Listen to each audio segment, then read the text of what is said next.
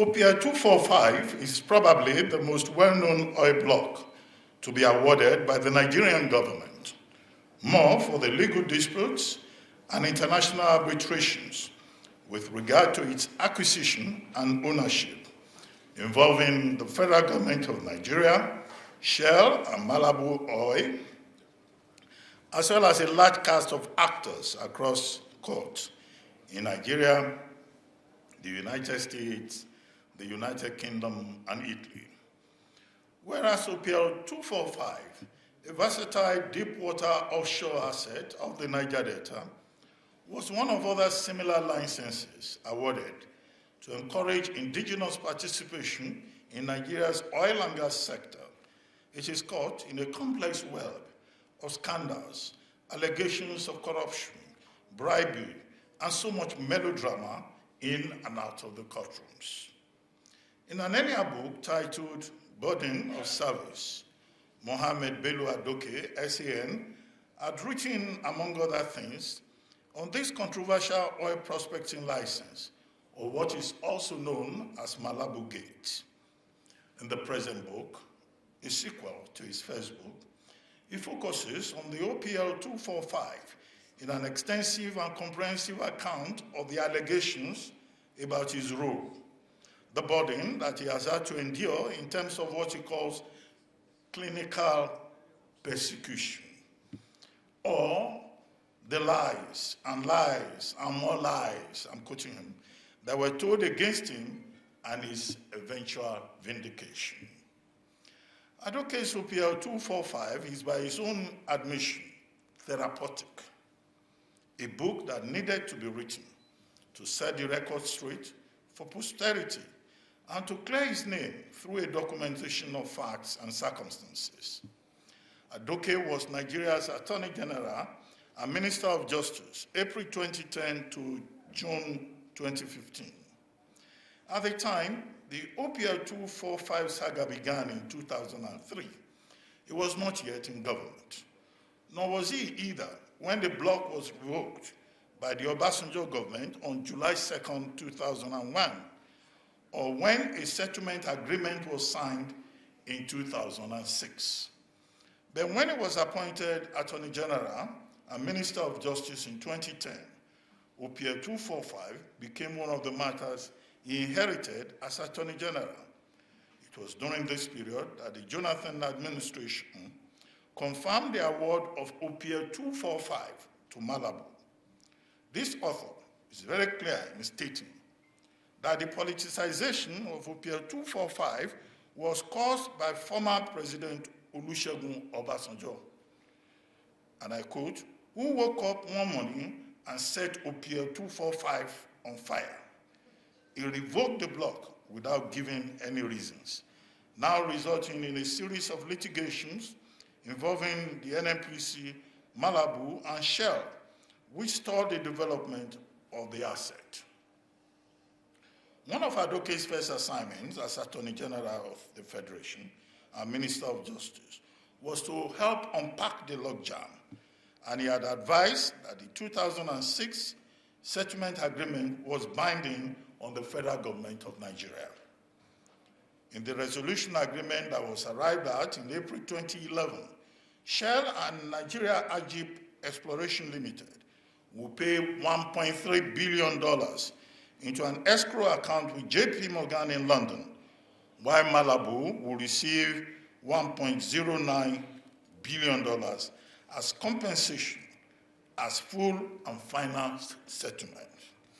As the chief law officer of the Federation, Adoke was convinced that he had given the government proper advice in the circumstances.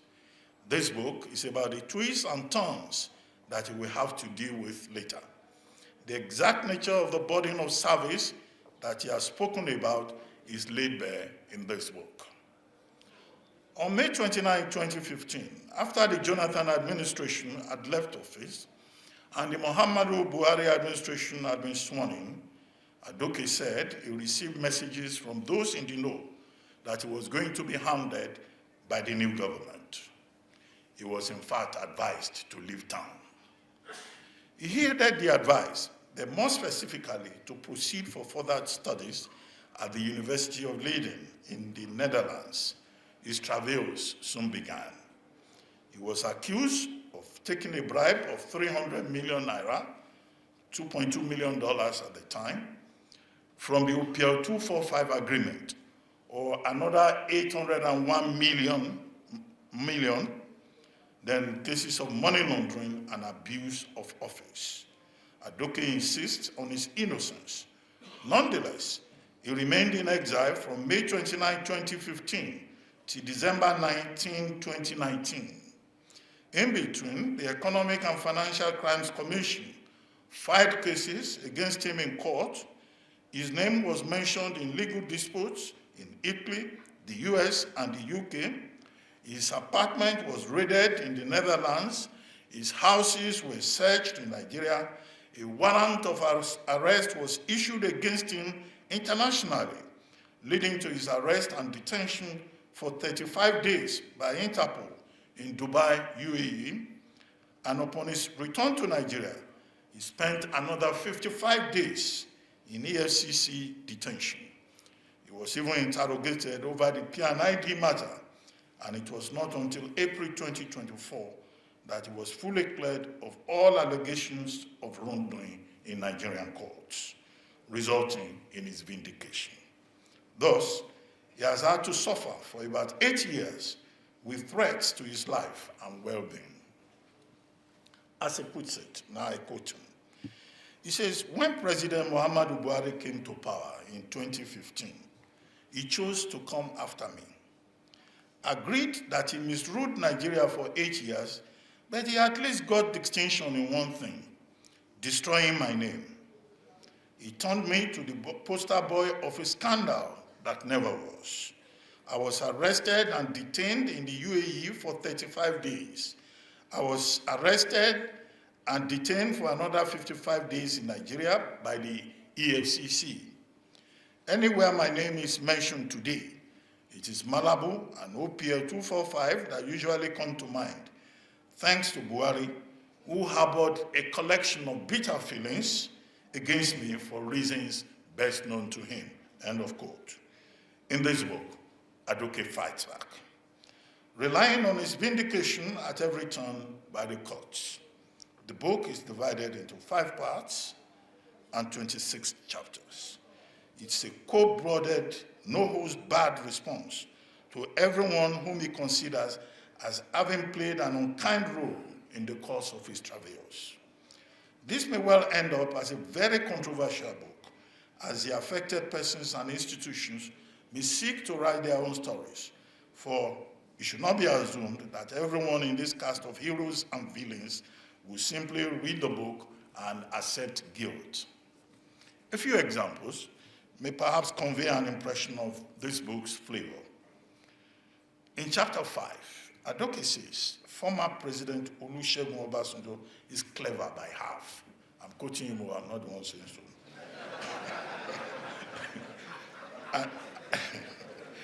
And that he owes Nigerians an apology for blatantly lying, another quote.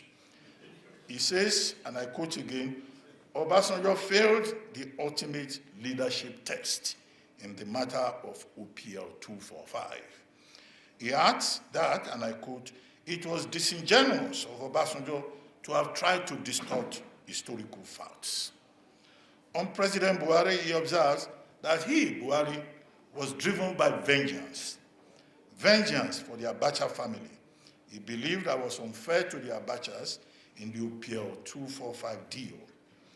Having established what he calls intrigue and vendetta in the first part of the book, part 2, titled A Den of the Famous, is a systematic scoring of those he considers his traducers, namely President Muhammadu Buhari, a friend and defender of the Abacha family, Professor John Padden, author, he says, of the shabby biography of Muhammadu Buhari, Mohammed Sani or Mohammed Abacha, who claims he owns 50% of Malabo, which he did not pay for, and yet wanted a cut from the Malabo windfall.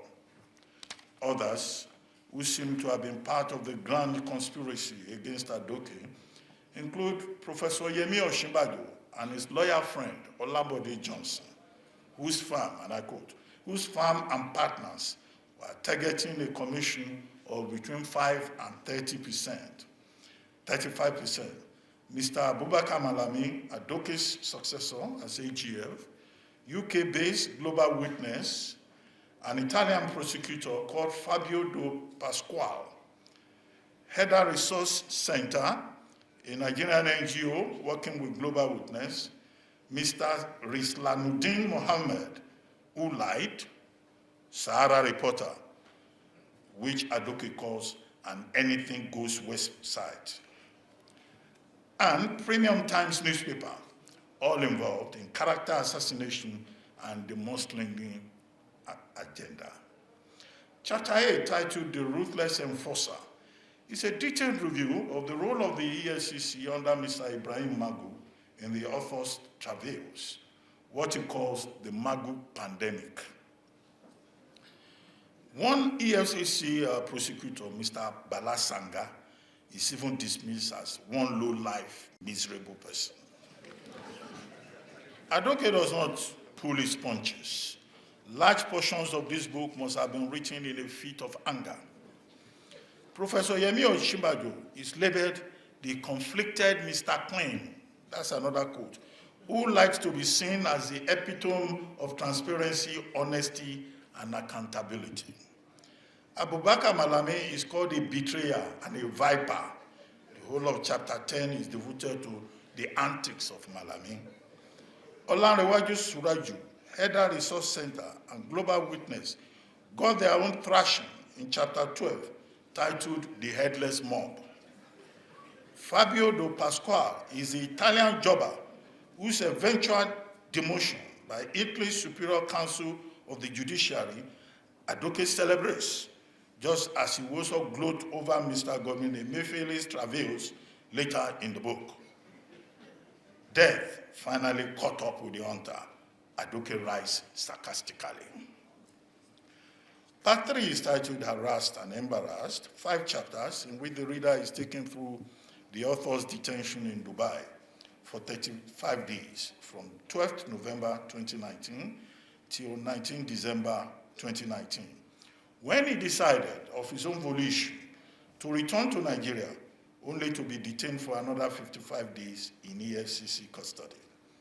Part 4, Trials and Triumphs, is a detailed report of the various cases related to OPL 245 in the United States, Italy, the UK, and the pronouncements by the courts in Nigeria.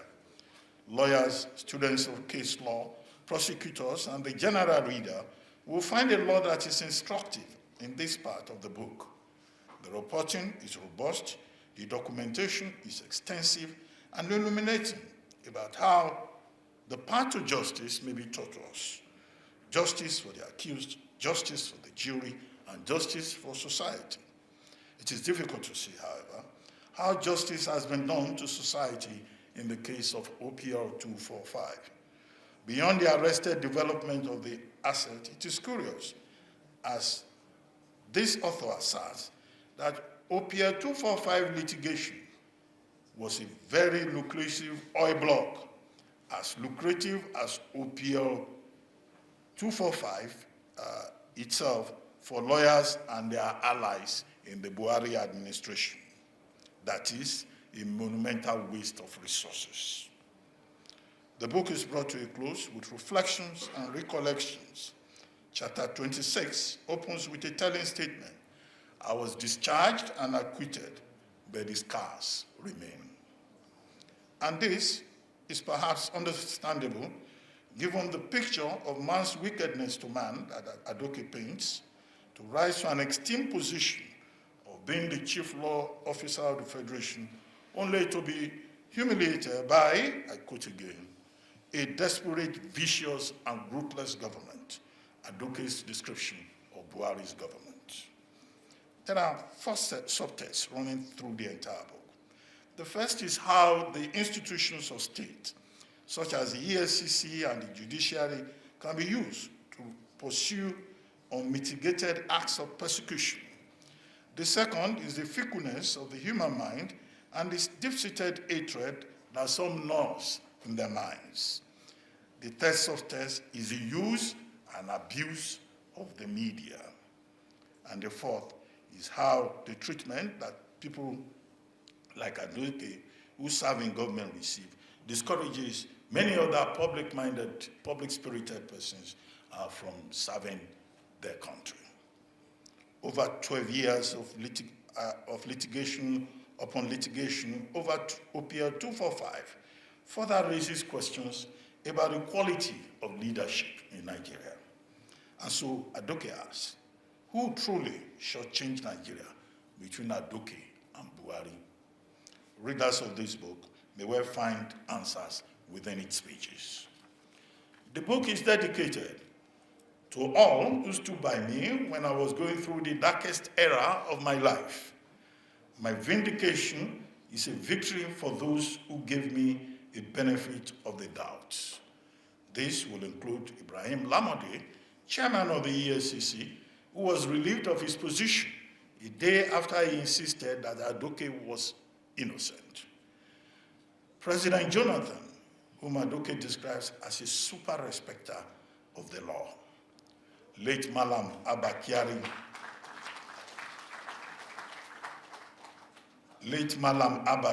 Chief of Staff to Buhari, Ambassador Baba Kamara, the legal team led by Chief Akanu Agabi, SAN, as well as true friends and relatives.